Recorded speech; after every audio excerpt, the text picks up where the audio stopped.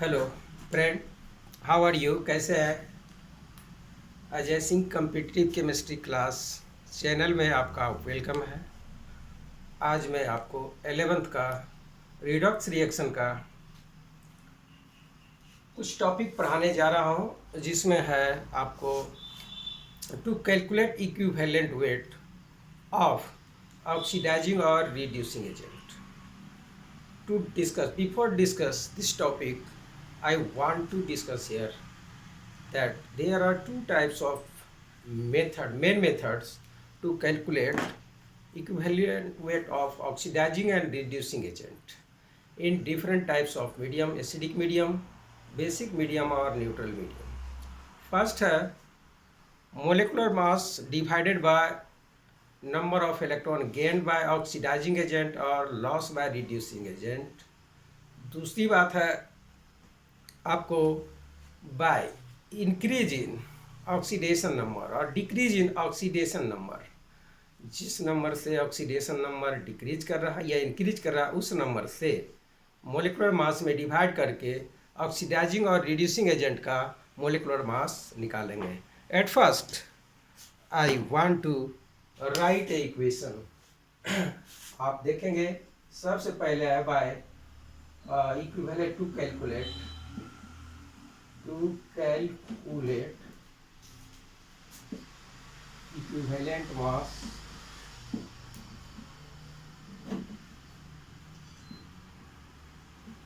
equivalent mass of an oxidizing agent or reducing agent. Reducing agent by loss or gain electron।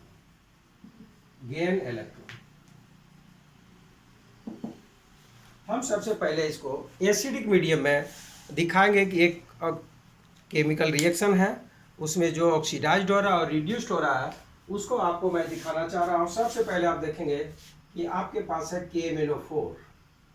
KMnO4 acidic medium में reduced होता है।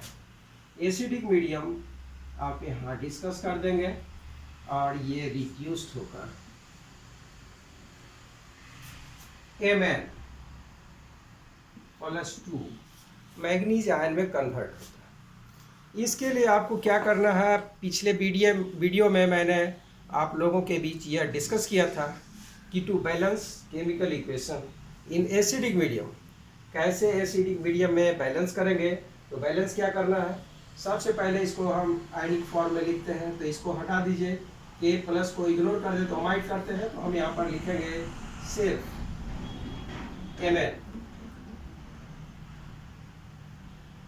MnO4-। यह हो गया। इसको आप करेंगे पोटेशियम पर मैग्नेट, ये हो गया मैग्नेट आयन। आप ध्यान रखेंगे मैग्नेट आयन, ये पर मैग्नेट आयन का पोटेशियम पर मैग्नेट आयन का आपको सिंबल याद रखना चाहिए, बहुत जगह आपको कंफ्यूजन से बचाएगा। अब यह कन्वर्ट होता है मैग्नीज आयन में।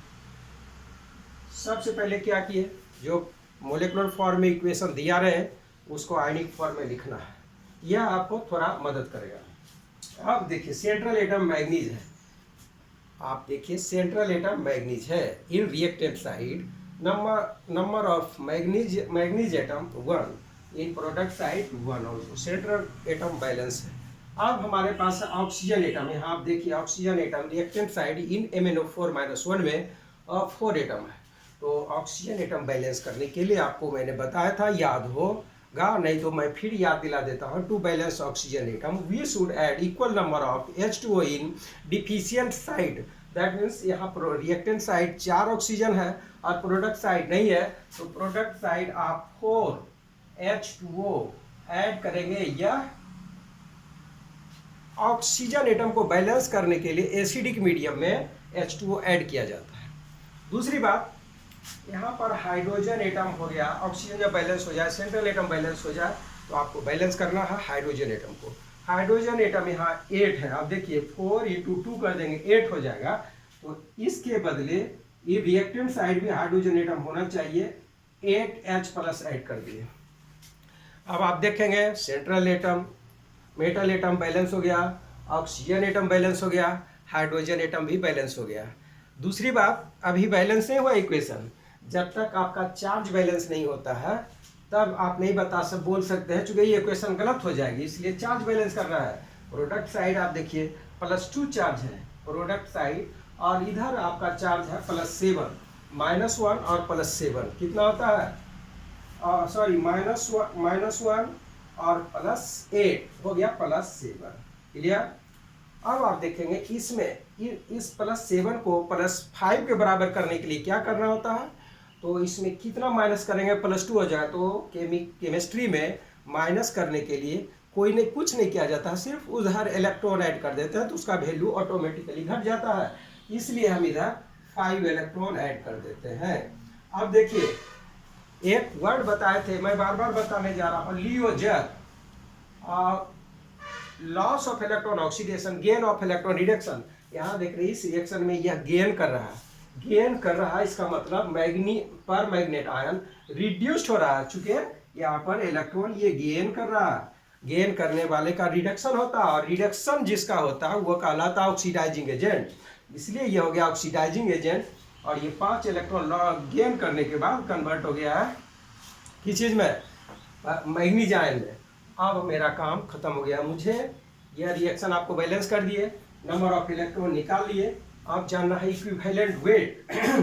इक्विवेलेंट वेट मैं यहाँ आपको दिखाने जा रहा हूँ कि इक्विवेलेंट वेट, ये अब लिखेंगे इक्विवेलेंट वेट ऑफ KMnO4 मतलब पोटेशियम पर मैग्नेट, ये इक्वल टू हो जाएगा molecular mass, molecular mass of KMnO4 divided by total number gain electron, total number of electron gain by KMnO4, तो गेन किया है 5। बस अब मैं आपको बताने जा रहा हूं कि मोलेकुलर मास कैसे निकालेंगे। You should not be tensionise how we can calculate molecular mass, because you have need to know atomic mass of all elements। Molecular mass निकालने का एक तरीका है, सिंपल तरीका आप लोग पढ़े होंगे और भूल गए होंगे, नहीं भी भूल गए होंगे तो आप देखिए, मोलेकुलर वेट इक्वल टू होता है summation of number of atoms into atomic mass of individual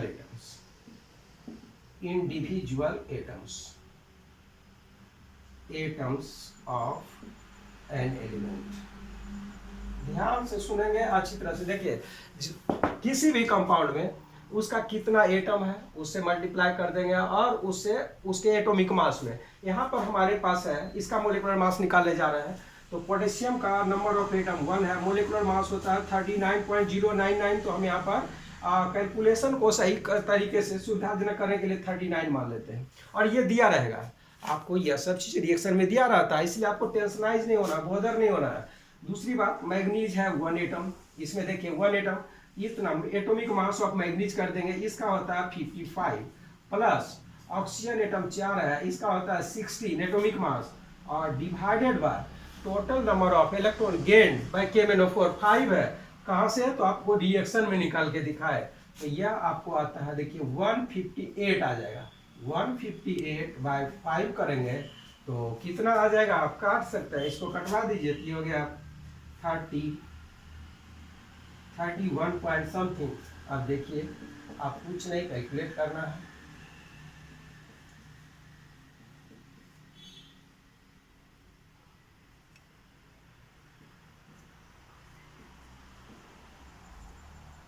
(31.6) तो आपको यहाँ लिखना फाइनली इक्विवेलेंट मास 31.6।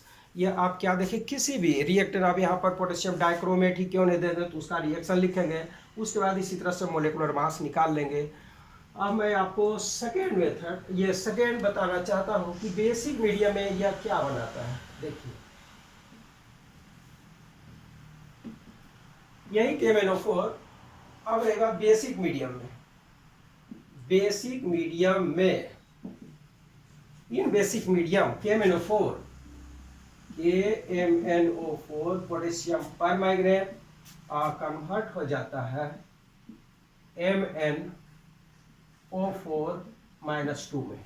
अब इसको सबसे पहले आयनिक फॉर्म में लिखिए, यह हो जाएगा MnO4-1।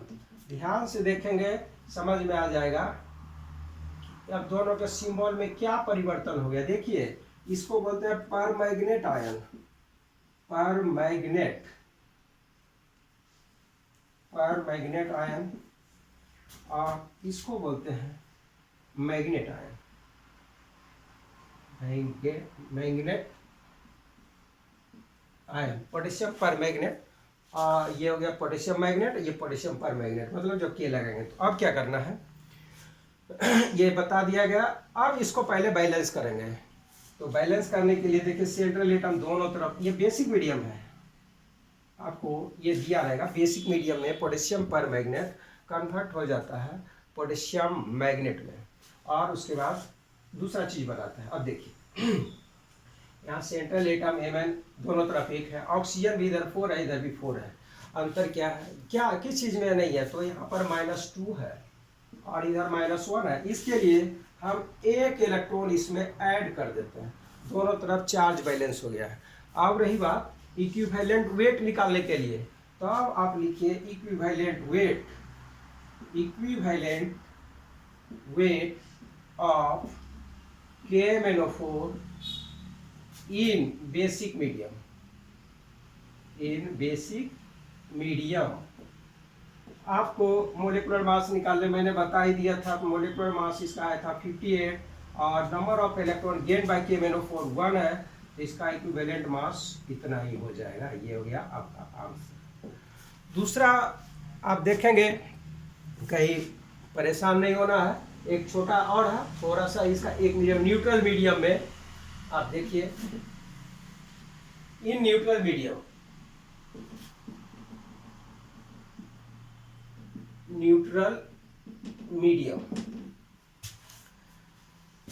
दोस्तों आपको यह जानना है कि पोटेशियम पर मैग्नेट न्यूट्रल मीडियम में मैग्नीज डाइऑक्साइड में कन्वर्ट हो जाता है। बस आपको यही चीज़ जानना है और ये आप पाएंगे यही होता है। ये हो गया मेरा KMnO4, ये कन्वर्ट हो गया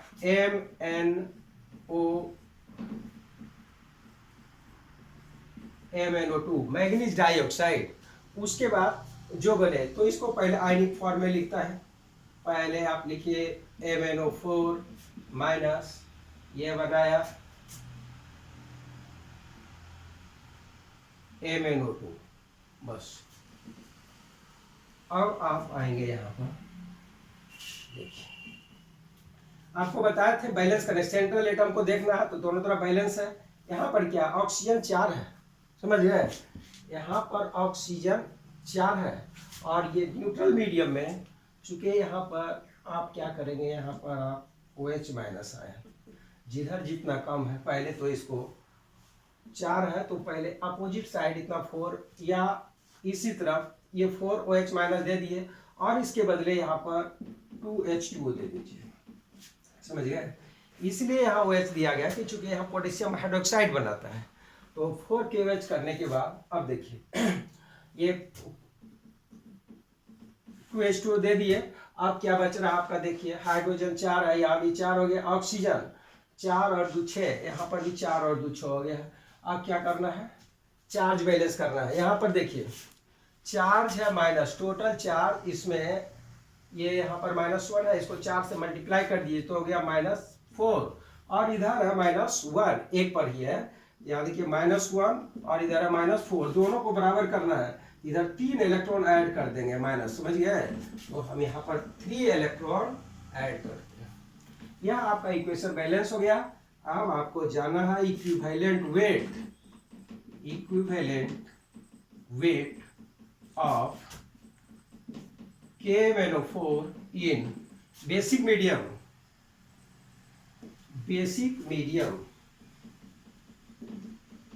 देखिए आपको क्या लिखना है, मोलिकुलर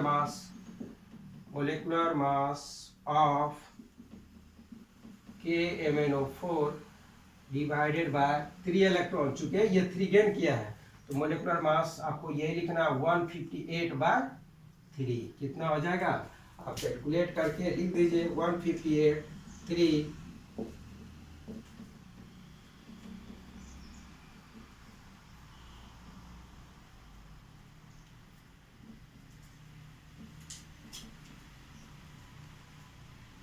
देखिए तो यह आ जाता है आपको 52.66।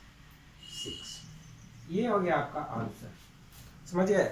मैं एक बार फिर बताना चाहता हूँ, किसी भी ऑक्सीडाइजिंग एजेंट और रिड्यूसिंग एजेंट का मोलिकुलर मास निकाल के उसमें उसके द्वारा इलेक्ट्रॉन जितना गेन किया गया या लॉस किया गया उससे डिवाइड कर देंगे, तब यह ऑक्सीडाइजिंग एजेंट और रिड्यूसिंग एजेंट का different medium acidic as well as basic medium या न्यूट्रल मीडियम में इक्विवेलेंट मास होगा। अगले वीडियो में मैं मिलता हूँ दूसरे चीज़ इसी रिडॉक्स रिएक्शन का टॉपिक लेके।